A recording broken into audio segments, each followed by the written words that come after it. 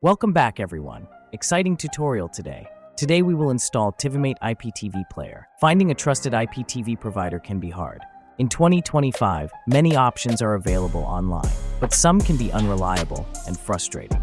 That's why I recommend 2tv.store for the best IPTV. Now, let's jump into the step-by-step guide. First, open your Windows 11 device and browser. In the browser, search for Tivimate IPTV player. Click on the official website link to download.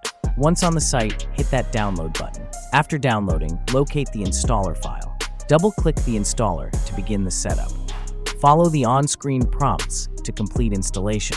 Once installed, open the Tivimate IPTV player. You'll need to log in with your credentials. Enter your IPTV provider details for access. Explore the interface and find your channels. Enjoy high-quality streaming on Windows 11. That's it. You've successfully installed Tivimate. If you found this helpful, give a thumbs up, subscribe for more engaging tech tutorials, and don't forget to visit 2tv.store. Thanks for watching. Enjoy streaming Tivimate.